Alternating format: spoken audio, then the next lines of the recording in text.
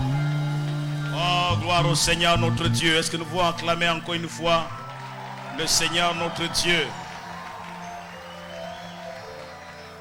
Merveilleux Sauveur. Merveilleux Sauveur. Alléluia. Seigneur, entre tes mains, nous nous abandonnons. Tu sais combien nous avons besoin de toi. Nous voulons te remercier pour ces merveilleux moments que tu nous as accordés depuis le début du culte. En ce temps où nous chantions, nous dansions, nous t'adressions nos prières. Nous voulons te dire un grand merci, Seigneur, pour la manifestation de ton esprit parmi nous. Merci pour l'action de ton esprit. Merci pour l'action du Saint-Esprit parmi nous. Nous t'abandonnons ces instants. Prions pour que tu nous aides, Seigneur mon Dieu, à communiquer ta pensée et que tu nous aides à recevoir la parole. Parle à nos cœurs, Éternel. Je t'en prie, parle à nos cœurs comme tu sais bien le faire. Réjouis nos cœurs par ta parole. Au nom de Jésus, nous prions et nous disons Amen. Oh, Alléluia. Que Dieu soit béni, Dieu soit glorifié. Peux-tu saluer ton voisin à gauche, saluer ton voisin à droite. Dis-lui, tu es de ma famille. Amen. Dis-lui, tu es de ma famille. Dis-lui, nous sommes une très grande famille. Alléluia. Dis-lui, notre Père est là-haut. Nous avons le même Père. Notre Père est là-haut, là-haut. Alléluia. Tu as raison de l'acclamer. Il ne faut pas hésiter. Il ne faut pas hésiter. Il ne faut pas hésiter d'acclamer le Seigneur. En passant, certains se posent la question, maman, il veut Tazawapi. Dimanche passé, il n'a pas été là. Ce dimanche, il n'est pas là. Pasteur, au bois qui est côté Nini.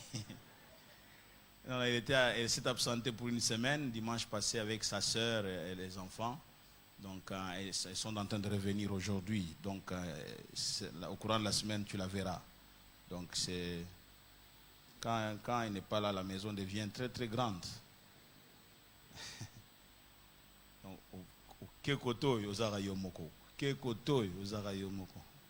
Ok, en face yozara yomoko. Vous savez, quand tu as tissé une famille avec la grâce du Seigneur, tu ne peux plus vivre sans ta famille. Je ne sais pas si c'est différent chez toi. Est-ce que c'est différent? Non, c'est pareil. Amen. Et nous bénissons le Seigneur pour les familles qu'il nous a données et ces petites familles qui constituent cette grande famille, la parole éternelle. J'ai eu à cœur de revenir sur un sujet, sur quelque chose que j'ai à partager il y a 3 ans, exactement 3 ans. Et c'était pendant plusieurs mercredis. C'était une étude biblique. J'ai vraiment eu à cœur, ce n'est pas un hasard, l'Esprit veut que nous puissions nous entretenir sur ces choses. Et je vais vraiment m'efforcer d'enseigner pendant ces quelques dimanches. J'aimerais t'inviter à prendre ce texte avec moi.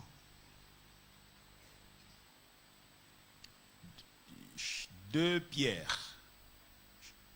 L'épître donc de Pierre, la deuxième épître de Pierre, au premier chapitre.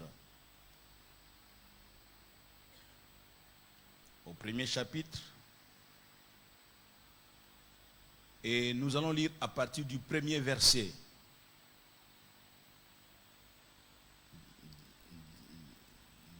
Deuxième épître de Pierre, premier chapitre, à partir du premier verset, nous lisons. Simon Pierre, serviteur et apôtre de Jésus-Christ, à ceux qui ont reçu en partage une foi du même prix qui est la nôtre, par la justice de notre Dieu et du Sauveur Jésus-Christ.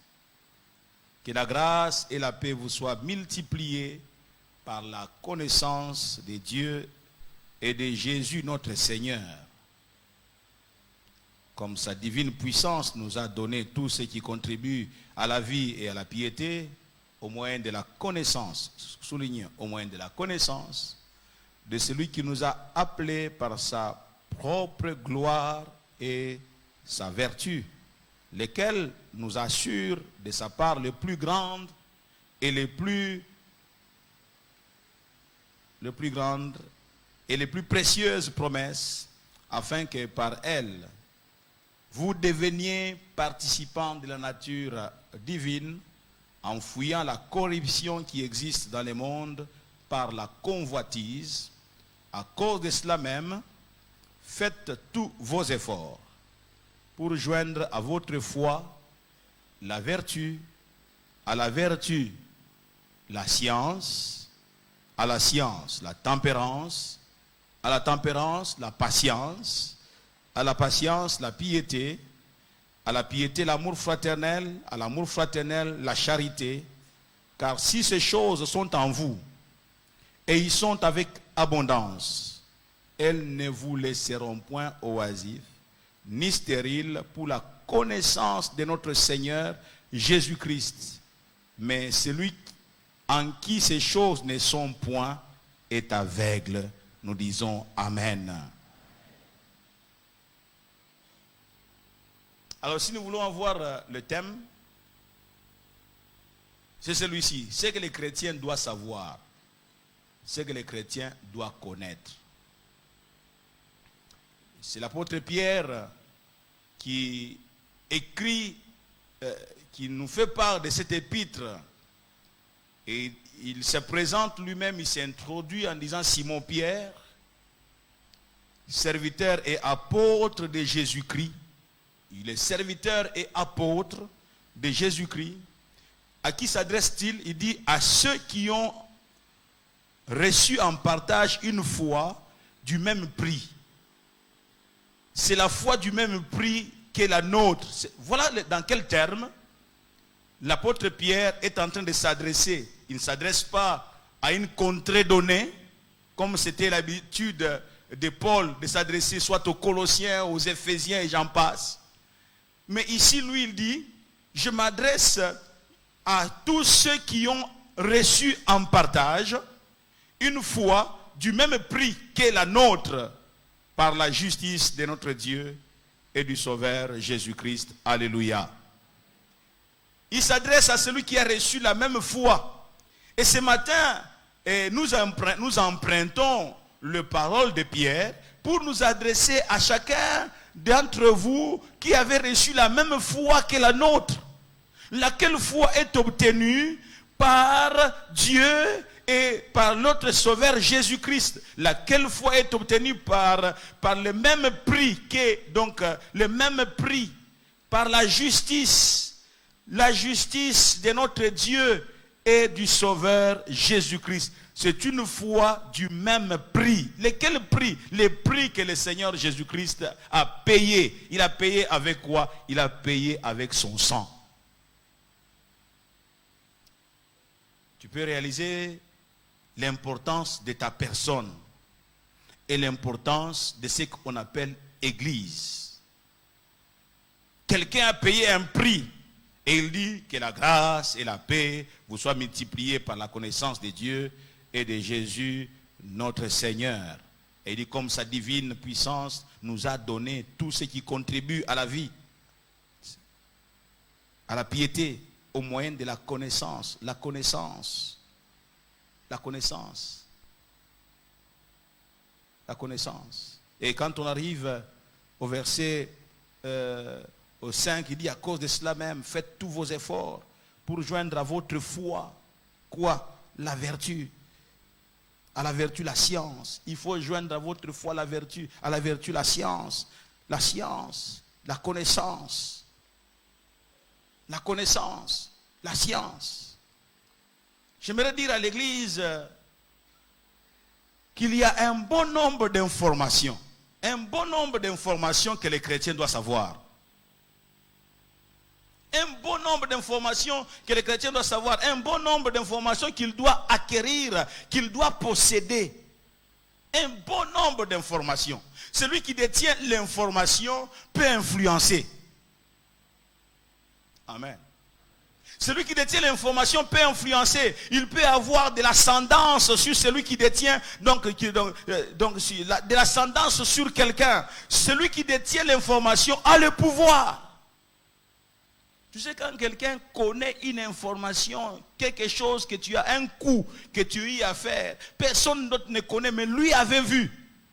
Et s'il devait te faire chanter, eh bien il va te faire chanter.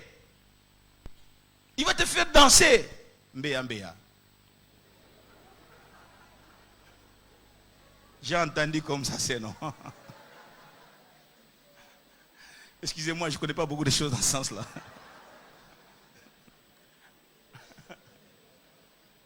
Celui qui détient l'information sur toi peut te faire chanter. Il peut te faire danser. Donc un aîné avait raconté une fois dans son message, j'aime bien raconter cette histoire. Donc deux gars travaillent dans une grande institution là, donc en fait de la nourriture, tout ça. Il y a des grands camions qui viennent déposer des cartons de poulet, etc. Alors ce jour-là, il a vu son collègue en train de soustraire un poulet, il allait le cacher quelque part. Il l'a vu, il n'a rien dit. Le jour suivant, il voulait s'absenter de son poste, il ne savait pas comment le faire, il y avait quelque chose d'important à faire. Il va le dire à son collègue, il dit, je vais m'absenter, est-ce que tu peux me couvrir, travailler à ma place? Il dit, mais monsieur, l'autre dit, réagit, mais monsieur, c'est quoi ça? Depuis quand moi je dois pouvoir travailler à ta place? Il dit, mon ami, je te demande calmement, est-ce que tu peux me remplacer?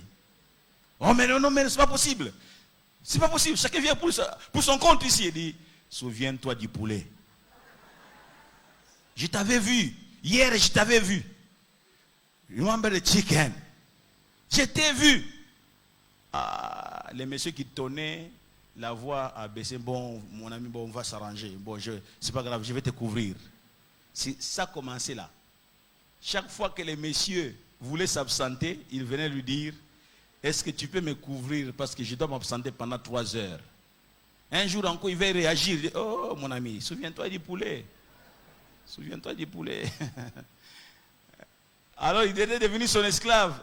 L'esclave, pourquoi? L'homme détenait une information. Il détenait quoi? Quand on a l'information, on a le pouvoir. Ce n'est pas pour rien qu'on parle de 4e pouvoir dans notre pays. Il faut qu'il devienne réellement un 4e pouvoir.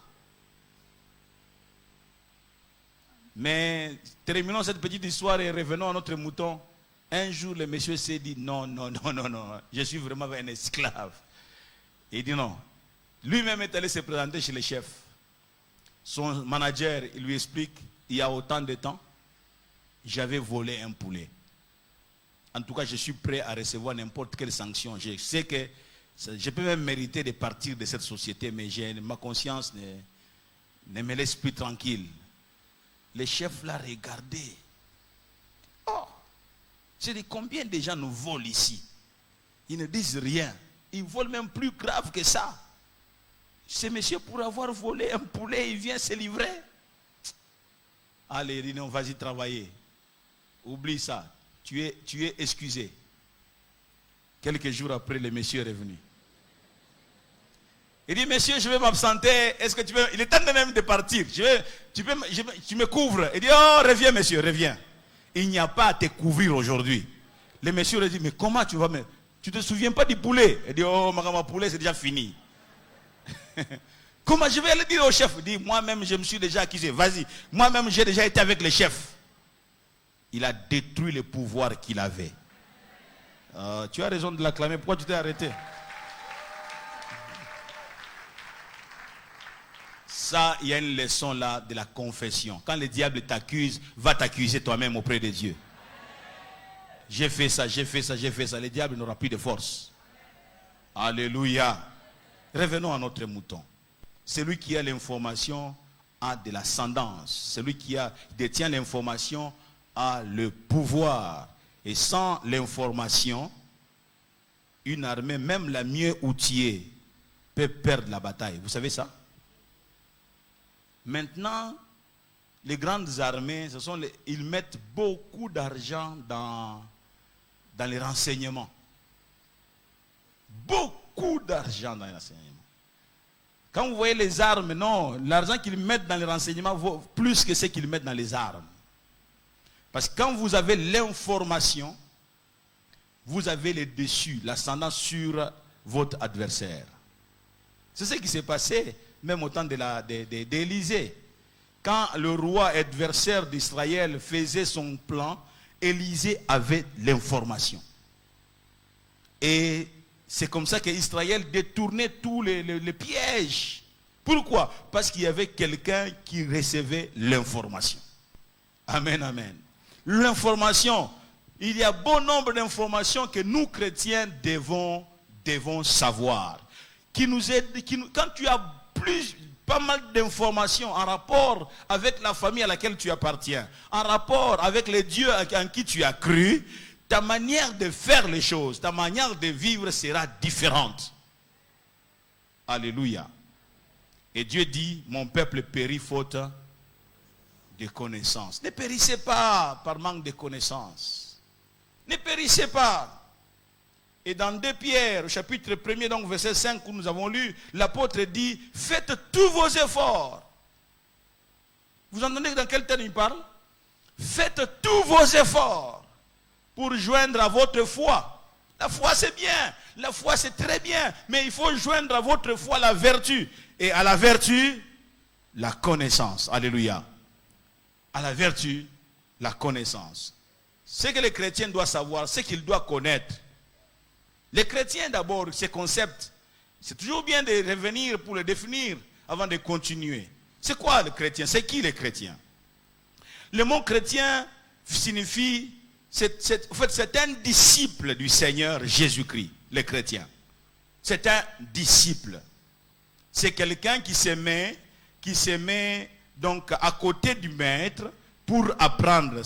C'est toute personne qui a réalisé, les chrétiens deuxièmement, c'est toute personne qui a réalisé à un certain moment de sa vie son état de perdition, sa mauvaise vie et sa séparation avec Dieu à cause de son péché. Tous ont péché et sont privés de la gloire de Dieu. C'est une bonne information à connaître. Tu es orgueilleux. Non, moi je suis. Non, la Bible dit, tous ont péché, sans exception, et sont privés de la gloire de Dieu. Donc, si tu n'as jamais donné ton cœur à Jésus-Christ, si tu ne l'as jamais accepté comme ton sauveur et ton Seigneur, tu fais partie de ceux qui sont perdus. Tous ont péché et sont privés de la gloire de Dieu. Tous ont péché et sont privés de la gloire de Dieu. Ce que Dieu a fait dans le jardin d'Éden, c'était quoi? Lorsque Adam et Ève ont eu à pécher, qu'a-t-il fait? Il les a chassés de sa présence. La gloire de Dieu les a quittés. C'est ça que le péché fait. Le péché vient vous éloigner, vous séparer de Dieu. Le péché, une de ses définitions, c'est la séparation d'avec Dieu.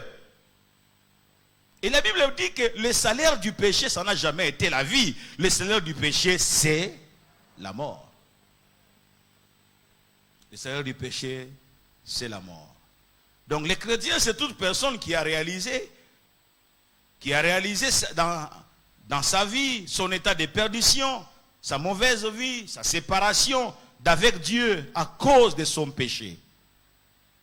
Troisièmement, les chrétiens, c'est celui qui trouve en Jésus et en son œuvre rédemptrice l'issue des secours, qui accepte Jésus-Christ, la personne qui accepte Jésus-Christ comme le sauveur et le Seigneur de sa vie et se décide à vivre en nouveauté de vie. Celui qui est en Christ est une nouvelle créature. Les choses anciennes sont restées en place. Les choses anciennes sont passées. Voici que toutes choses sont devenues nouvelles. Les chrétiens, c'est celui-là. Il ne faut pas dire non, je suis chrétien. Non, quand tu es chrétien, tu deviens une nouvelle créature. Les choses anciennes sont passées. Tu commences à parler de ces choses-là au passé. Voici ce que j'étais, voici ce que je faisais, voici ce que je disais. Mais maintenant, depuis que Jésus est venu en moi, depuis qu'il est venu dans ma vie, je suis devenu une nouvelle créature. Alléluia. Oh, alléluia. Je n'appartiens plus au passé. Mon passé, ça n'est allé. Je suis une nouvelle créature. Ce n'est pas que tu vas devenir une nouvelle créature, tu vas changer de peau, tu vas changer de visage. Non. C'est l'homme intérieur qui a été changé totalement. Alléluia. Alléluia. Le deuxième concept, avant d'y arriver, je veux dire que ces chrétiens, en sa qualité de disciples, a des choses qu'il doit savoir, des choses qu'il doit absorber à tout prix. Ces chrétiens en qualité de disciples. Et les disciples, c'est qui? Du latin discipulos, c'est-à-dire élève, personne qui reçoit un enseignement, comme je le disais déjà. Deuxièmement, le mot disciple tiré du grec mathetes, du verbe mantano, j'espère que je prononce bien ce mot donc en grec, signifie apprendre, qui signifie étudier. Tu ne peux pas être un disciple et ne pas apprendre. Non, tu n'es pas disciple. Le disciple, il apprend. Parce que le mot disciple, en lui, il y a l'effet d'apprendre. S'asseoir, avoir un maître pour recevoir de lui.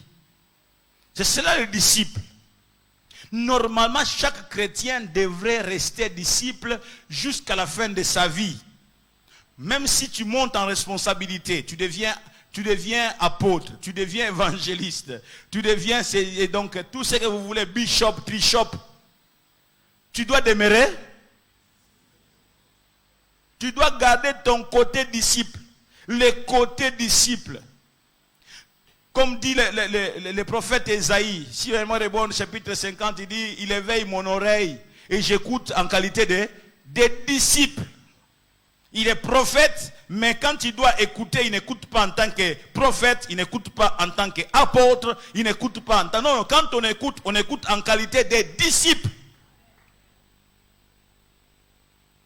C'est pourquoi vous voyez des gens qui ont compris qu'ils sont disciples jusqu'à la fin de leur jour. Quand les autres prêchent, ils suivent. Quand les autres prêchent, ils prennent note. Parce que tout en étant prédicateurs, tout en étant enseignants, quand ils sont assis, ils sont disciples. Il y a beaucoup qui ont cessé d'être des disciples. Qui sont des champions, qui connaissent tout. Quand tu prétends tu prétends tout connaître, c'est que tu ne connais rien. On a toujours quelque chose à apprendre. Je disais, on a toujours quelque chose à apprendre. De l'un ou de l'autre. Alléluia. Et même en plus, la Bible nous a déjà prévenu là-dessus, que nous ne connaissons qu'en partie. Nous ne connaissons qu'en partie. J'ai suivi un homme, donc je ne sais pas d'où il est venu, en tout cas, dans ce monde politique, des émissions politiques. Il est vraiment intelligent. J'ai beaucoup aimé, j'aime aussi sa simplicité. Il est professeur d'université et il dit, mais j'aime quand il dit, dans ce domaine-là, je suis profane. Dans ce domaine-là, je ne connais pas, mais dans ce domaine ici, je suis professeur, docteur. Il dit, il y a des gens qui veulent... Donc, tu n'es pas professeur, tu n'es pas docteur, tu n'es pas spécialiste en constitution, et puisque tu as fait les droits, tu viens te présenter à la télé en train de contredire celui qui est allé très loin, et docteur, il a disséqué les choses. Toi, tu n'es qu'un juriste qui a fini, et tu viens contredire celui qui est la matière. C'est comme s'il dort dedans. C'est ça les Congolais. Et surtout quand il y a un intérêt. On défend l'indéfendable. Même un enfant dit, mais c'est papa, il est moins sérieux. Et puis pourtant tu es père, mari de quelqu'un et père des enfants.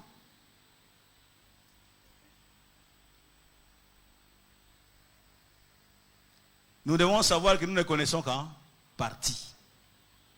Nous avons besoin d'apprendre toute notre vie. Nous avons besoin d'apprendre. Alléluia. Alléluia. Un certain commentateur de textes bibliques dit que le disciple est celui qui s'attache à la personne de son maître et à son enseignement pour devenir son adepte. Il s'attache à la personne. Un disciple ne s'attache pas qu'à l'enseignement, mais il faut s'attacher à la personne et à l'enseignement de son maître. Très important. Alléluia. Et quand Jésus-Christ a envoyé les disciples, les apôtres prêchaient dans Matthieu 28, c'était pour qu'ils fassent de toutes les nations des disciples. Pas des adeptes des églises, non, mais des disciples. Tu peux être adepte d'une église, mais tu n'es pas disciple. Les enseignements, ça ne t'intéresse pas. Les enseignements de ton maître, ça ne te dit rien. Mon église, c'est elle. Mon église, c'est elle. Mais pas d'enseignement, tu ne connais rien. Ton cœur est vide. Tu n'as pas de parole. En quoi es-tu disciple? Et ce sont ces genres de personnes qui posent des graves problèmes et à l'église, et à leur famille, et à la nation. C'est un papa qui vient à l'église, mais il n'est pas correct avec ses enfants. Il n'est pas correct avec sa femme, mais il vient à l'église. Pourquoi? Manque d'enseignement, manque d'affermissement. Pourquoi dois-tu demeurer ce genre de chrétiens? Pourquoi ne peux-tu pas avoir du temps pour ton Dieu, le temps pour apprendre, le temps pour ouvrir ta Bible, même personnellement, ouvrir ta Bible? Pourquoi tu ne peux pas avoir ce temps-là?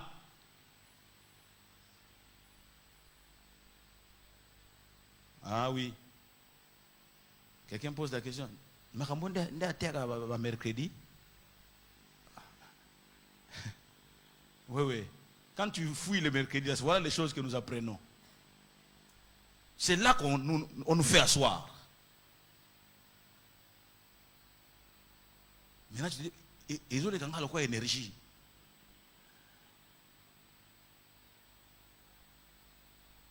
Il y a pas mal d'informations que les chrétiens doivent savoir. Nous étions en train d'introduire. Au deuxième point, nous voulons dire que parmi les choses que les chrétiens doivent savoir, il y a premièrement ceci. Que les chrétiens doivent savoir qu'il fait partie d'un corps. Il doit savoir qu'il fait partie d'un corps. Quand quelqu'un vient à Christ, il doit tout de suite avoir cette information qu'il ne doit pas rester seul et qu'en acceptant Jésus-Christ comme son sauveur et Seigneur, il est entré dans un corps, il est entré dans une famille, il est entré dans une famille qu'on appelle l'Église. Amen. Car l'Église est simplement définie comme étant l'ensemble d'hommes et de femmes tirés du monde. Amen. Pour être mis à part pour Dieu. Ils deviennent ecclésia. C'est ça l'Église. Donc quand tu donnes ton cœur à Jésus, c'est Christ qui te tire du monde, qui t'enlève du monde. Tu ne peux plus faire partie du monde. Mais si tu sors de quelque part, c'est pour entrer aussi quelque part. Et le quelque part là où tu entres, ça s'appelle corps, ça s'appelle Église. Alléluia. Donc tu ne peux pas être dans une position intermédiaire. Tu n'es pas dans le monde, tu n'es pas dans l'église. Où est-ce que tu es? Il n'y a pas d'endroit là-bas, il n'y a pas d'endroit, il n'y a pas d'intermédiaire, de lieux intermédiaires. Tu quittes le monde, c'est pour entrer dans le corps de Christ qui est l'église. L'église, elle est définie aussi comme un ensemble d'hommes et de femmes. Je l'ai dit, c'est à peu près ce que j'ai dit. Issus et tirés du monde en réponse à l'appel de Dieu. Et ces derniers sont mis à part pour être entièrement au service de Dieu. Être entièrement, pas en partie, mais être entièrement au service de Dieu. L'église est définie aussi, pour ceux qui écrivent, donc elle est aussi donc la maison de Dieu, mais aussi le corps de Christ. L'église, c'est le corps. Quand quelqu'un a une tête, il a aussi un corps. Tu as même ta tête aujourd'hui, touche un peu. Est-ce que tu as ta tête? Peut-être que tu l'as oublié. Maintenant, est-ce que tu as un corps?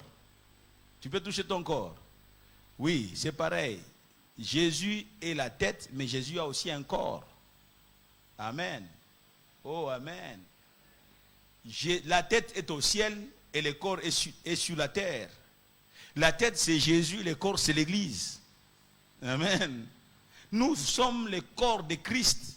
Donc, Jésus partout où il devrait aller aujourd'hui, son corps doit aller là-bas. Sa tête est au ciel, mais son corps est sur la terre pour que le corps aille le représenter. Nous représentons, nous sommes les ambassadeurs de Jésus sur la terre. Oh, amen, amen. Oh, alléluia. Nous sommes les ambassadeurs de Jésus sur la terre. L'Église est donc son corps. Dans 1 Corinthiens 12, verset 27, Paul dit que vous êtes le corps de Christ. Et vous êtes ses membres, chacun pour sa part. Vous êtes quoi? Le corps de Christ. Et vous êtes ses membres, chacun pour sa part. Amen. Quand tu regardes ton corps, tu as une main droite, tu as une main gauche. Ça fait partie du corps. Tu as des yeux, tu as un nez, tu as la bouche. Ça fait partie du corps. Tu as quoi? Tu as des jambes, tu as des pieds, tu as le tronc. Dans le tronc là, à l'intérieur, il y a l'estomac. Donc tout ça, ça fait partie du corps. Et la main ne veut pas dire que, donc puisqu'elle n'est pas la bouche, et pour autant, elle n'est pas du corps. C'est ce que Paul est en train de développer dans 1 Corinthiens 12. Non, comme moi, je vais seulement être la main. Si vous ne me placez pas en tant que main, je ne fais plus partie du corps. Non, non. Toi, tu es la main. Réjouis-toi d'être la main. L'autre se réjouit d'être la bouche. L'autre se réjouit d'être les pieds. Il dit, ah bon, c'est moi les pieds? Donc quand vous allez dans les histoires bizarres là, c'est moi qui dois être dedans. Non, non, non. Moi, je ne vais pas être les pieds. Moi, je vais être la bouche. Comme ça, je vais goûter la nourriture. Non, toi, tu n'es pas la bouche. Toi, tu es les pieds. Amen. Oh, amen. Chacun doit se sentir à l'aise dans ce qu'il est dans le corps de Christ. Chacun doit se sentir à l'aise. Dans Ephésiens 2, 19, il est écrit qu'ainsi donc, vous n'êtes plus étrangers, ni des gens du dehors. Vous n'êtes plus, dans une autre version dit, vous n'êtes plus des adversaires. Vous n'êtes plus des gens du dehors, mais vous êtes concitoyens des saints, gens de la maison de Dieu. Alléluia. Vous n'êtes plus des étrangers. Nous ne sommes plus étrangers les uns les autres. Depuis le jour où chacun est entré en Christ, nous ne sommes plus des étrangers. Nous ne nous voyons plus dans le sens de nos tribus, nos clans, nos familles biologiques. Non, nous ne sommes plus étrangers les uns les autres. Celui-ci parle le Kikongo, il y a l'État, celui-là parle le Kianzi, un autre parle le Chiluba, un autre parle le Swahili, mais nous ne sommes pas étrangers les uns les autres, nous faisons partie du corps de Christ. Oh, alléluia. C'est ainsi que les Muntandou peut entrer dans les mariages avec les Muyombe. A dit. Ils sont dans le mariage. Ils sont à l'aise. Quelqu'un donne un bon amen. Ils sont à l'aise. Les Moulouba entrent dans le mariage avec les Mungala. Chez les Bangala, il y a les Mbunza, les Mongo. Ils sont dans le mariage. Ils ont le même père. Ils ont le même esprit. Oh, amen. C'est une erreur de penser que pour que j'aie un beau mariage, je dois épouser quelqu'un de mon coin, quelqu'un qui parle la bouche, voilà, la bouche du village. C'est une erreur.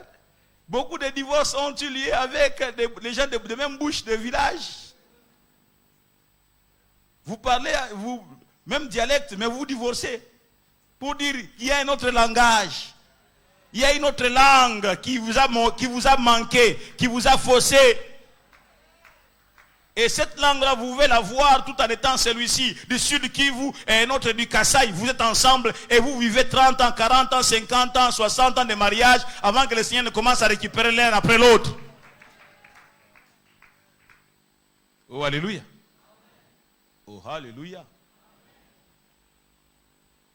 L'église doit connaître, doit avoir toutes ces informations.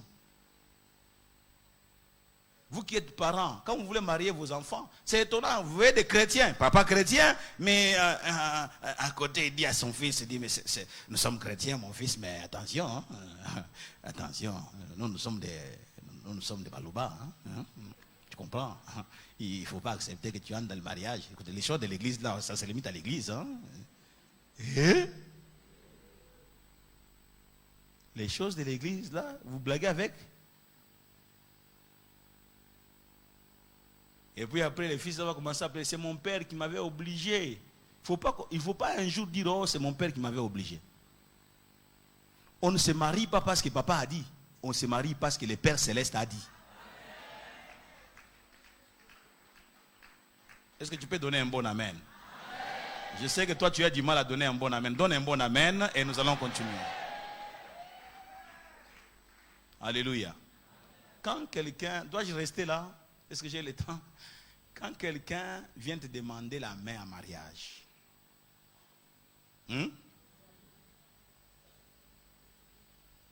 commence par lui poser la question, est-ce que tu es de notre province?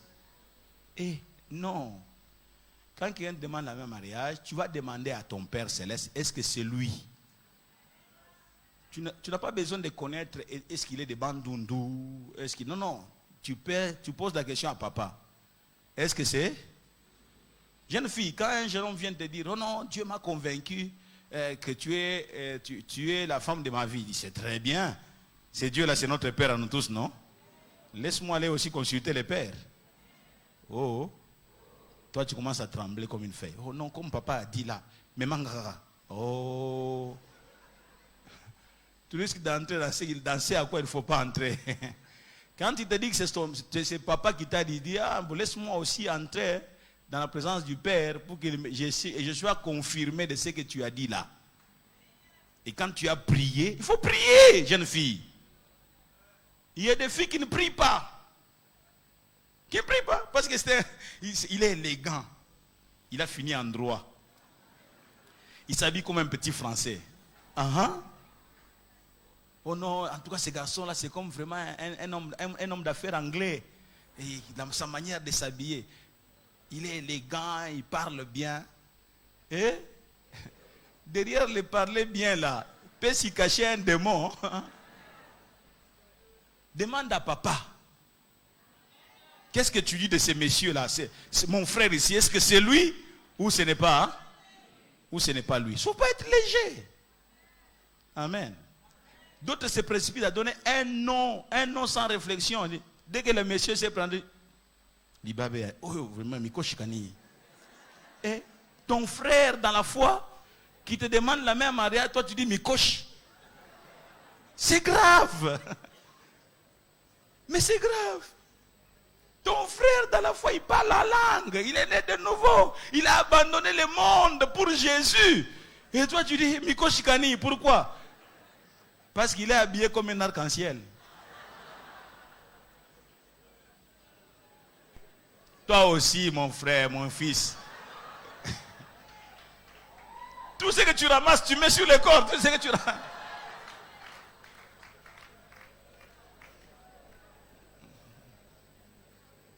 Vous êtes avec moi?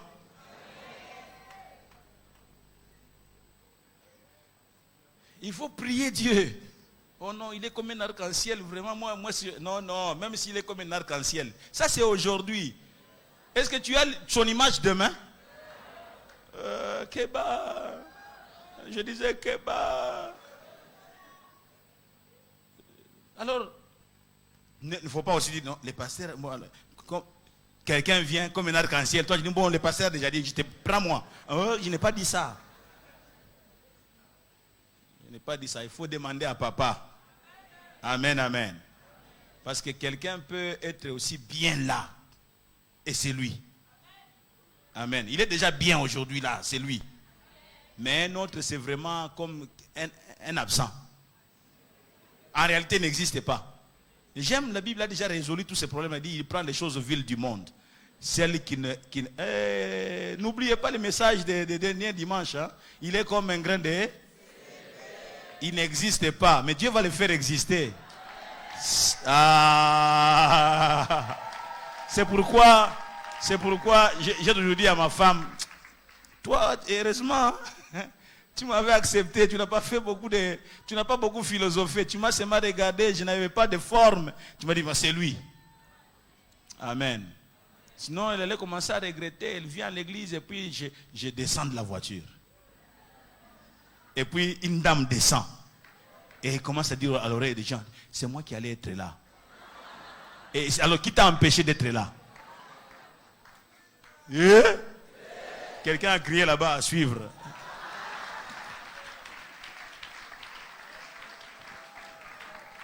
Est-ce qu'on peut donner un bon amen?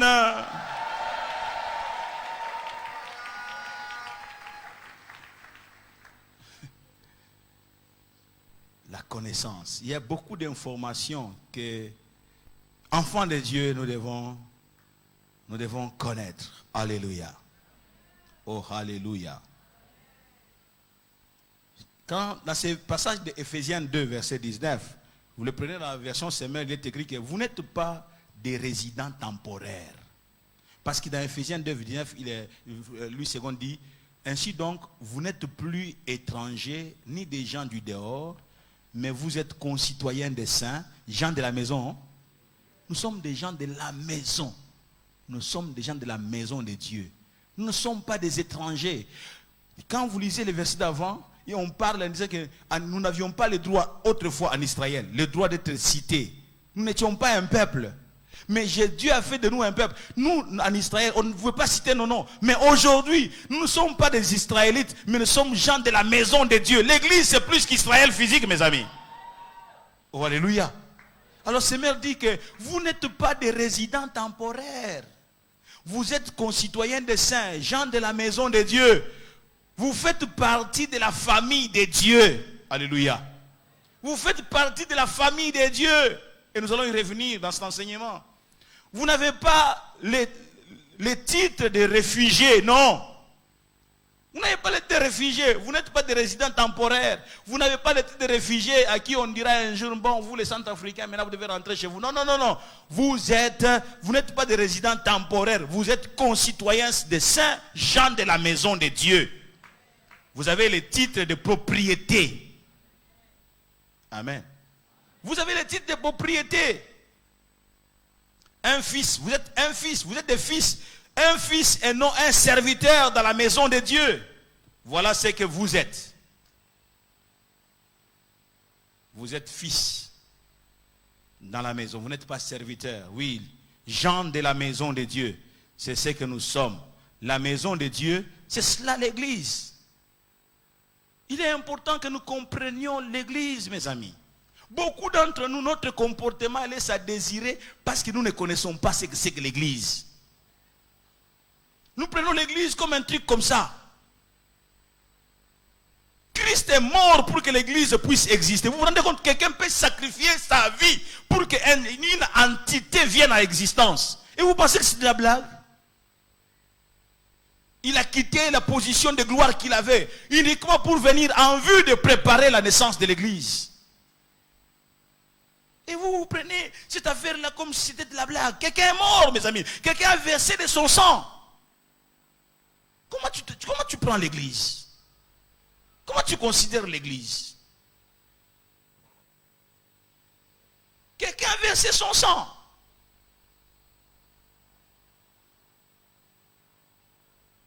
Nous sommes la maison de Dieu.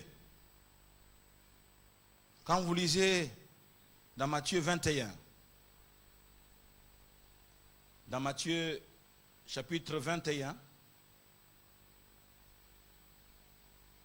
et au verset 10 à 14, il est écrit ceci. Lorsque Jésus entra dans Jérusalem, toute la ville fut émue. Et l'on disait, qui est celui-ci? La foule répondait, c'est Jésus, le prophète de Nazareth en Galilée. Jésus entra dans le temple de Dieu. Il chassa tous ceux qui vendaient et ceux qui achetaient dans les temples. Il renversa les tables des changeurs et les sièges des vendeurs de pigeons. Et il leur dit, il est écrit, ma maison, ma maison sera appelée une maison de prière. Mais vous, vous en faites une caverne de voleurs. Et tout de suite, au verset 14, lorsque l'ordre est rétabli dans les temples, lorsque tout est ramené à sa place, lorsque le temple, lorsque la maison de Dieu a récupéré sa fonction. Le verset 14 dit, des aveugles et des boiteux s'approchèrent de lui. Où c'est? Ce n'est pas par hasard chaque mot a sa place. Donc les aveugles et des boiteux s'approchèrent de lui dans le temple et il les guérit. Dans le temple qui a repris sa fonction, le temple qui a été réhabilité. Parce qu'avant cela, le temple ne pouvait pas donner ce qu'il doit donner à ceux qui viennent, à ceux qui sont à l'intérieur. Le temple, donc il y a eu un désordre qui avait été établi dans le temple. Les gens donc venaient se faire de l'argent, de la fortune sur le dos du temple. Les échangeurs étaient là, les vendeurs de pigeons, les gens venaient de très loin même. Alors les gens, ceux qui étaient proches, bien entendu, pouvaient s'amener chacun avec sa bête pour les sacrifices. Mais ceux qui venaient au loin, des gens, vous vous souvenez, même dans la Bible il est écrit, des gens venaient même de l'Afrique pour aller donc louer, célébrer Dieu donc à Jérusalem. Et ils faisaient aussi ils offraient des sacrifices. Et donc les gens ne venaient pas avec les bêtes d'un voyage, ils venaient avec de l'argent. Et arrivé de l'argent, il y avait une monnaie qui était accepté dans les temples et les gens faisaient l'échange avec leur argent qu'ils avaient pour avoir la monnaie qui était autorisée, donc acceptée plus ou moins dans les temples, et acheter la bête et faire les sacrifices. Alors les hommes d'affaires, les gens ne pensaient, donc c'était des grandes affaires, je vous assure. Au point que ça déroutait les gens. Ce n'est plus le Dieu du temple que l'on cherche, mais c'est le métamatabiche, les bénéfices qu'offre le temple. Les gens ne venaient plus au temple pour Dieu. Les gens venaient au temple pour se faire de l'argent. C'est s'ils vendent les pigeons. Il y avait un brouhaha terrible dans les temples. Les gens criaient, non, pas ça. On devrait marchander. Non, mais écoutez, moi j'ai descendu. Non, ma bête à moi c'est 230. Pas de ça, de cela. Donc, mais Jésus entre, on n'adore pas dans les temples, on ne célèbre pas le roi dans les temples, il y a marchandage, mais c'est pas possible. C'est ça la maison de mon Père. Et il va tout renverser. Chasser les vendeurs, les échangeurs, chasser tout le monde.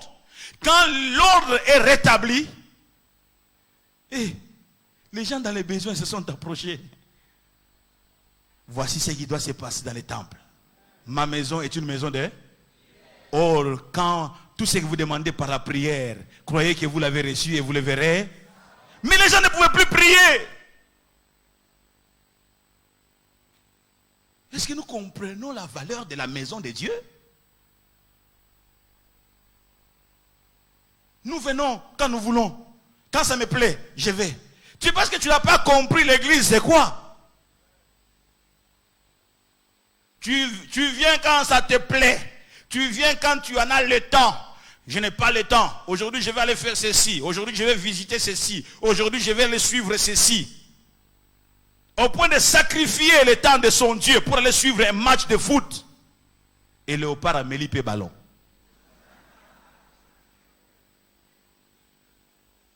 Il y en a plusieurs qui sont là. Il n'a pas été au matin. Au soir, il dit, si je vais au culte du soir, le match va commencer. Je vais rater. Tu avais des palpitations, n'est-ce pas? Ces choses-là, va prier. Quand tu reviens, tu poses la question, on en a gagné. On te dit, c'est tout. S'il n'y a pas culte, oui, tu peux suivre. Au point, je vais bien suspendre ma participation au culte où je dois célébrer Dieu. Parce que je vais aller suivre certaines personnes qui ont couru après un truc en rond.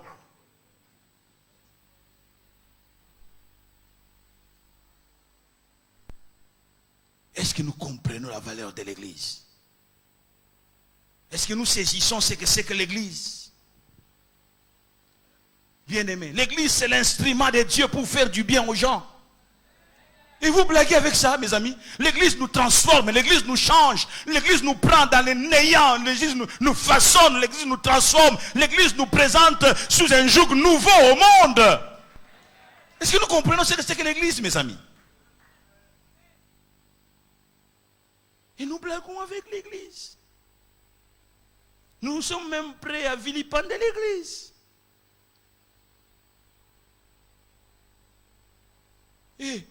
Mais l'église que tu es en train de parler en mal là, c'est le corps de Christ. Non, tu ne comprends pas. Je dis l'église pour laquelle tu parles en mal là, c'est le corps de Jésus.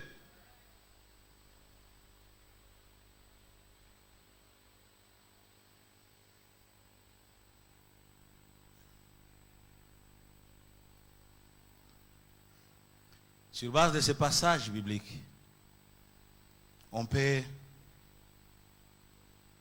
saisir la caractéristique de l'église, c'est la maison de prière. L'église, c'est la maison de prière. Alléluia. Maison de prière. L'église, c'est c'est aussi le lieu de restauration et de récupération. L'église, lieu de restauration et de récupération. Quand vous lisez, cherchez rapidement ce passage, quand vous lisez dans Luc chapitre 10, Luc, au chapitre 10, il y a une merveilleuse histoire que tu connais parfaitement bien. Chapitre 10, à partir du verset 30. Il est écrit quoi? Il dit, Jésus reprit la parole et dit, un homme descendait de Jérusalem à Jéricho. Il tomba au milieu des brigands qui le dépouillèrent, les chargèrent de coups et s'en allèrent, les laissant à demi-morts. Un sacrificateur qui par hasard descendait par le même chemin, ayant vu cet homme, passa outre. Un lévite qui arriva aussi dans ces lieux, l'ayant vu, passa outre. Mais un samaritain qui voyageait, ce samaritain c'est l'image de Christ. Un samaritain qui voyageait, étant venu là, fut ému de compassion lorsqu'il les vit. Il s'approcha et banda ses plaies en y versant de l'huile et du vin. Puis il les mit sur sa propre monture, les conduisit où c'est? Vous avez le texte? Les conduisit à une hôtellerie et prit soin de lui. Le lendemain, il tira 2 deniers, les donna à l'hôte et dit, aie soin de lui, et ce que tu dépenseras de plus, je te les rendrai à mon retour. Ce texte a beaucoup de leçons spirituelles. Entre autres, ce samaritain est l'image de Christ. Christ est venu dans le monde, ému de compassion pour la foule, qui était comme l'image donc de cet homme qui est tombé au milieu des brigands, qui l'ont roué des coups. Et ces brigands-là sont l'image de Satan, qui l'ont roué des coups. Dans sa vie de péché là, on l'a roué des coups. Les diables, les voleurs, Satan ne vient que, c'est un voleur qui ne vient que pour dérober, égorger et détruire. Il te laisse à demi-mort dans ton sang. Et le Samaritain vient, te récupère. Amen. Et le Samaritain te nettoie. Il utilise l'huile et le vin. L'huile a un côté guérisseur. Et c'est l'image du Saint-Esprit. Mais on a utilisé aussi le vin. Le vin qui peut désinfecter. Et donc, c'est toujours l'action de l'Esprit, de la parole de Dieu. Et une fois maintenant qu'il a fait ce travail, il amène où c'est? À l'hôtellerie. L'hôtellerie est l'image de l'Église. Jésus-Christ est parti en nous laissant à la charge de l'Église. Est-ce que vous comprenez ça? Et il a laissé 2 deniers. C'est la provision. Attention. Quand vous analysez ce texte, vous allez très très loin. Le 2 deniers, vous savez que la Bible dit qu'un jour pour l'Éternel est comme 1000 ans et 1000 ans est comme un jour. Et quand on parle de 2 deniers, les deniers c'était la provision, 1 denier par jour, 1 denier par jour, ça fait 2 jours. Or, un jour est comme 1000 ans. Et Jésus-Christ est parti pour revenir 2000 ans après. C'est vrai que quelqu'un va dire, mais ça a déjà dépassé 2000 ans. Mais j'aimerais te dire que oui, nous sommes toujours dans 2000 ans. On n'a pas atteint le 3e millénium. On est dans les 2000 ans. Donc, il a laissé la provision. Et lui a dit quoi? Si tu dépenses de plus, comme pour dire, si je tardais à revenir. Donc c'est quand on va dépasser les 2 jours et que tu dépenses un plus, tu vas dépenser encore un peu plus, je viendrai et je te retournerai le plus que tu as dépensé là. J'aimerais dire à quelqu'un que Jésus est à la porte, Jésus est en train de venir. J'aimerais vous dire, on ne sait pas combien de temps nous reste, mais Jésus est en train de revenir. Mais avant qu'il ne revienne, il a laissé celui qui a été roué de coups, qui a été récupéré, il a guéri et il a laissé à la charge de l'hôtellerie. Et l'hôtellerie, c'est l'église de Jésus-Christ. Mes amis, blaguons avec tout. Mais ne blaguons pas avec l'église du Seigneur. C'est le lieu de notre restauration. C'est le lieu de notre récupération. L'église, c'est le lieu où nous adressons à Dieu nos prières. Et Dieu est sensible à la prière des élus. Nous allons continuer dimanche prochain. Pour que Dieu nous enseigne, que Dieu nous parle. Que Dieu nous parle. Que Dieu nous parle. Alléluia. Est-ce que tu peux te lever là où tu es? Nous voulons faire bien ce que tu viens de faire là en étant debout. Acclamer le Seigneur notre Dieu. Alléluia. Oh Jésus-Christ, gloire à toi Seigneur. Oh Seigneur, merci. Gloire à toi Jésus-Christ. Alléluia. Béni sois-tu Seigneur. J'aimerais que tu puisses, alors que nous sommes tous debout, que tu puisses garder silence, nos yeux fermés. Nous sommes devant le Seigneur, notre Dieu. Mes amis, je vous parle avec mon cœur. Changeons notre conception de ce qu'est l'Église. Je ne lance pas un appel. Dans ton cœur, j'aimerais que tu dises, si tu dois confesser, Seigneur, je n'ai jamais compris l'Église. C'est pourquoi mon comportement n'est pas correct. Pardonne-moi, Seigneur. Et donne-moi aujourd'hui la capacité totalement de changer. Que je puisse regarder l'Église avec un autre œil. Aide-moi, Seigneur. Est-ce que tu peux parler à Dieu ainsi? Juste une minute et nous allons aller à la fin de notre culte. Parle à Dieu te concernant toi-même. Oh Jésus, Jésus, Jésus, Jésus.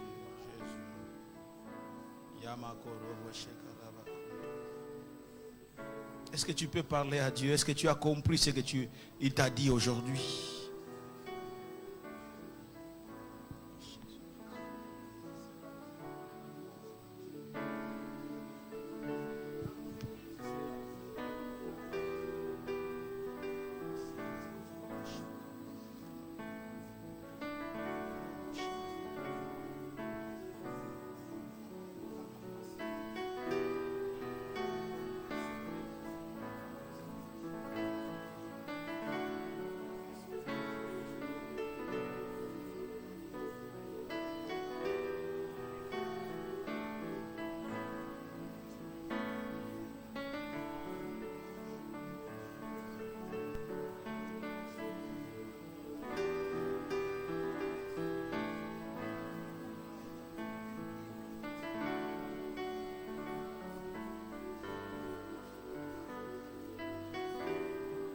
Merci Seigneur notre Dieu.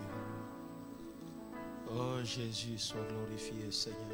Aide-nous Seigneur.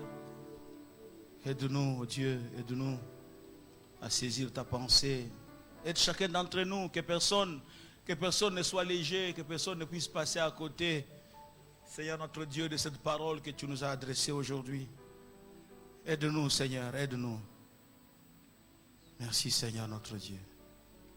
Merci Jésus. Alléluia. Amen. Dieu soit béni.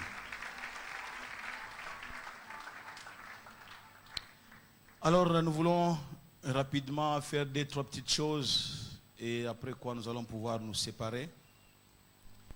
J'aimerais lire avec vous d'abord ce texte des Actes des Apôtres chapitre 13. Il est écrit qu'il y avait dans l'église d'Antioche des prophètes et des docteurs, Barnabas, Siméon, appelé Niger, Lysius, de Cyrène, Manaen, qui avaient été élevés avec Hérode, le tétrarque, et Saul, pendant qu'ils servaient le Seigneur dans leur ministère et qu'ils jeûnaient, le Saint-Esprit dit, mettez-moi à part Barnabas et Saul pour l'œuvre à laquelle je les ai appelés.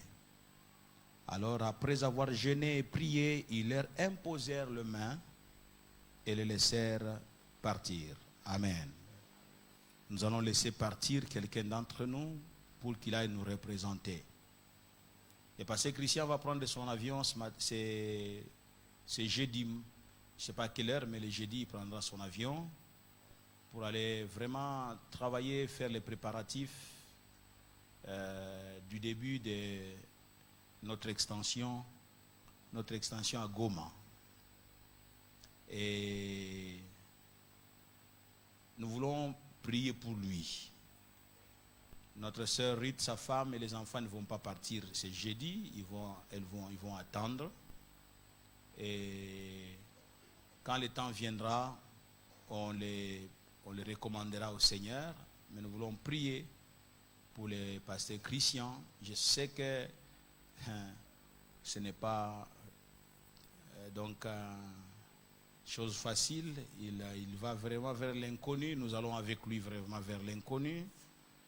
Mais ce qui est intéressant avec l'Église, c'est que celui qui nous envoie, lui, il connaît toutes choses. Et nous voulons prier le Seigneur. J'aimerais aussi dire à l'Église que j'avais souhaité que nous puissions contribuer beaucoup d'argent pour l'extension, le travail que nous avons commencé. Mais malheureusement, comme nous ne comprenons pas toujours, la totalité de ce que nous avons contribué dimanche passé, et en dollars et en francs, font en dollars un peu plus que $1,500. Et un peu plus que 1,500. Pas 1,500, donc je pense que je n'ai pas la conversion en tête, mais c'est un peu plus que 1,500. On n'a pas atteint $1,600. Or, le besoin, vous savez déjà, nous avions déjà payé la garantie locative à $2,500. L'Église l'avait fait. Mais on s'est dit d'accord, l'Église puise. Parce que les besoins, c'est le minimum. Ça peut demander, l'Église, si on veut le confort, ça va demander beaucoup d'argent. Mais le minimum, nous avons dit qu'on dépasse au moins $10,000. L'Église a mis de côté cet argent-là. Donc, si nous ne comprenons pas, mais l'Église va continuer à faire des efforts. Si les possibilités, on bloque partout, certains autres sorties, on bloque pour disponibiliser cet argent-là. Donc, un peu plus que $11,000. Donc, s'il faut tenir compte de 2,500 déjà que nous avons. Mais les besoins sont grands. Donc, je m'attendais à ce que nous puissions contribuer dimanche passé le minimum de $10,000 au moins pour mettre donc cela, mais ça n'a pas été fait, c'est pas grave. Et je le dis pour que nous sensibiliser. Quand on parle de la mission, ce n'est pas de la blague, la mission. Vous comprenez? La mission, nous étions ici dans la conférence de la mission, on ne peut pas envoyer quelqu'un pour que à 2 mètres et puis donc oui, c'est aussi commencer la mission, mais nous ne voulons pas commencer la mission comme ça. Le pasteur Christian va venir, l'église va s'élever et nous allons prier pour lui. C'est mieux que Ruth vienne, donc son épouse va venir parce que Christian ne sera pas ici. Il est mieux de prier pour les couples, même si on priera pour la femme et les enfants quand ils vont partir, mais c'est les couples qui font la mission. On va prier pour les couples. C'est vrai, notre sœur va rester avec nous et pourra rejoindre son mari en temps utile. Si on peut lever la main, faire toutes sortes de prières, c'est une grande provision que nous leur donnons. Élevons nos voix et prions le Seigneur. Jésus. Priez Dieu. Faites toutes sortes de prières.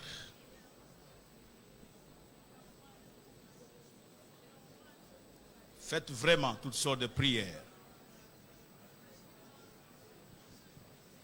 Seigneur Dieu, ce matin, nous venons avec tes enfants et tes serviteurs. Le temps est arrivé. Ce sont les enfants de cette maison.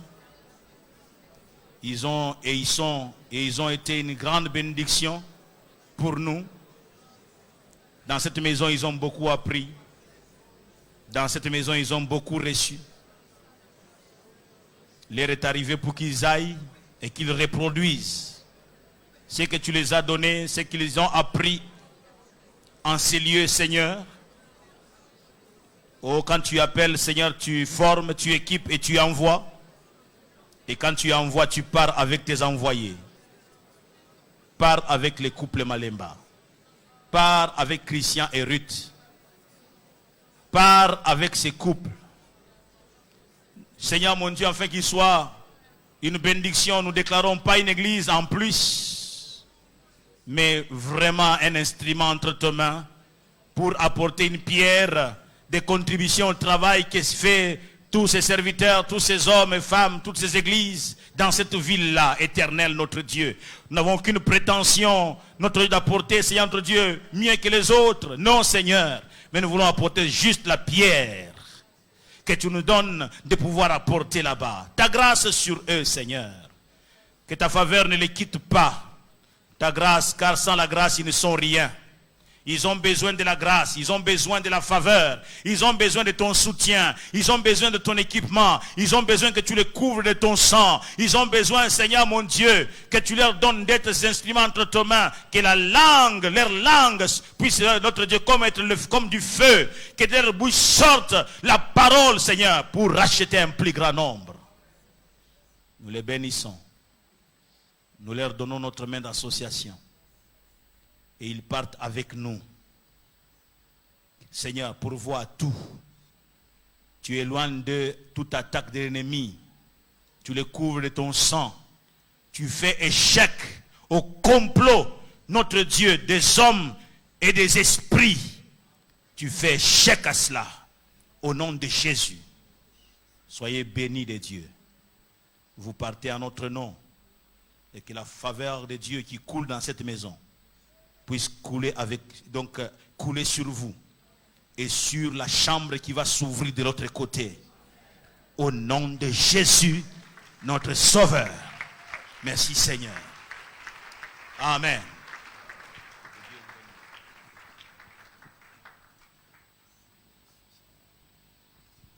Que Dieu soit béni. Nous voulons alors finir notre culte en rappelant aux parents qu'il y a la retraite des enfants demain, les enfants dont l'âge varie entre 7 et 16 ans.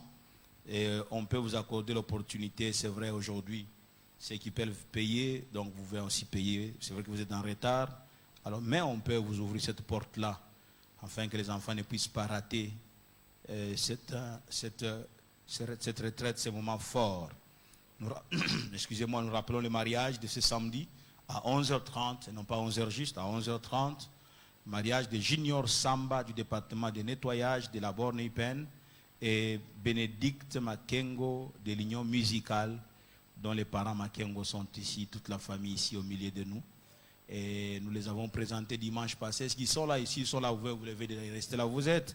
Et il y a deuxième mariage de Vladimir Yanduka et Priska Inseya, tous de l'évangélisation de notre église. Si vous êtes là aussi, vous pouvez vous manifester. Il y a troisième mariage, celui de Didier Boulaboula, choriste au centre évangélique Évangile de Vie, et notre sœur d'ici, donc chez les Roua, Gloria Kipuano, de Roua, disais-je. Son fiancé est aussi chantre, donc là où il est.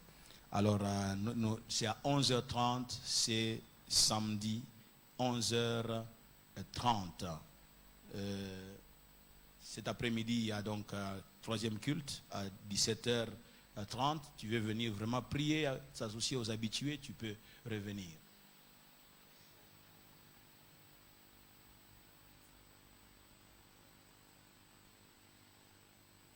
C'était un détail important, je ne sais pas si ça n'a pas été dit dans les communiqués. Donc pour les enfants qui commencent la retraite demain, il est mieux de les... D'abord, vous devez amener les enfants, c'est entre 11h et 14h. Hein? On commence à recevoir les enfants à quelle heure? De 10h à 12h. Et on reçoit les enfants de 10h à 12h. Et l'enfant doit venir avec un repas pour la journée de demain. Rien que pour... C'était dit, nous rappelons, la journée de demain, l'enfant doit venir avec la nourriture là-bas. C'est important, papa, maman, que vous saisissiez donc cela. Et les enfants, on les amène pas après midi. C'est de 10h à 12h que les enfants arrivent au lieu de la retraite. L'organisation, on doit respecter ça. Sinon, ils vont être troublés, ils vont être perturbés dans l'organisation. Faites tout, s'il vous plaît, pour que nous amenions les enfants entre 10h et 12h juste. Nous savons qu'il y a des embouteillages. Ça ne sera pas des excuses. Non, non, mais j'ai rencontré des bouchons. Il y aura des bouchons demain. Donc, il faut se préparer en rapport, en fonction de cela. Je crois que tout a été dit. Nous voulons recevoir celui qui vient pour la première fois. C'est ton premier dimanche. Tu n'as jamais prié ici un dimanche. Aujourd'hui, tu es là pour la première fois. Nous voulons t'honorer. Veux-tu te lever là où tu es? Là où tu es, tu peux te lever. Nous voulons t'honorer. Merci frère, tu peux rester debout. Y a-t-il quelqu'un? Je vois un autre frère là-bas. Restez debout. Je vois un bien-aimé ici. Vous pouvez rester debout. Si tu es là pour la première fois, ça ne sert à rien d'hésiter. Il faut te lever. C'est important que tu te lèves. Et donc là où tu es, gloire au Seigneur. Alors, aidez-moi donc d'abord, l'Église, à parler à ces bien-aimés. Vous êtes debout maintenant. Récupérez vos effets. Si vous avez votre sac, votre Bible, tout ce qui est à vous, ayez ça en main. Sortez des rangs. Venez me rejoindre ici devant sous nos acclamations.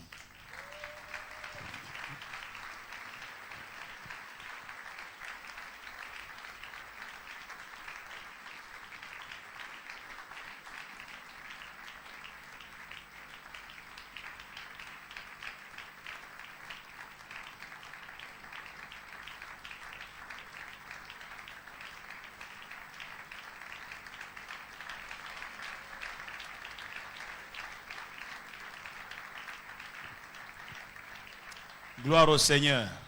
Alors, tous les amis qui sont debout et devant nous, au nom de toute l'Église, nous vous souhaitons la bienvenue ici au Centre évangélique francophone La Parole Éternelle. Nous sommes l'extension de la borne ici, donc à ces lieux. Je vois une maman qui vient avec un enfant. Donc les enfants, approchez pendant que je suis en train de parler. Donc nous sommes, disais-je, à l'extension de la borne en ces lieux. Et si vous n'avez pas une église d'attache, cette église peut devenir vôtre. Donc cette église peut devenir vôtre. Je vous recommande du reste, je vous suggère de faire de cette église votre église. Si vous n'avez pas une église, excusez-moi, qu'est-ce qui se passe avec ma voix? Si vous n'avez pas une église d'attache, et chaque fois que vous venez ici, sentez-vous à l'aise. C'est la maison de votre Père. Vous avez reçu les dépliants de notre église. Il y a un mot de bienvenue sur ces dépliants. Et aussi, il y a une partie, avant la partie détachable, il y a tous nos programmes qui sont repris dessus. Mais vers la fin, vous allez voir qu'il y a une partie détachable. Nous vous prions de remplir les quelques renseignements qui vous concernent. Ceci va nous permettre de garder contact avec vous. Nous voulons vous dire aussi que nous voulons, à la fin de ce culte, vous garder pendant 2, 3, 5 minutes.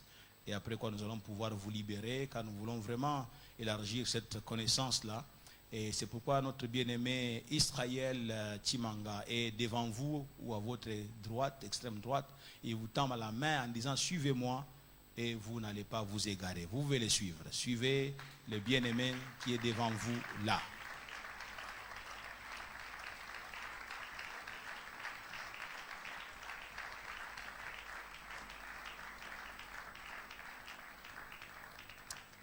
Alors j'aimerais dire à l'église, ne ratez pas la suite de l'enseignement dimanche prochain.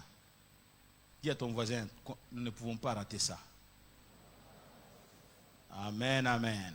Donc il ne faut pas rater la suite de l'enseignement dimanche prochain. Nous bénissons donc le Seigneur et nous allons nous lever pour clôturer notre programme.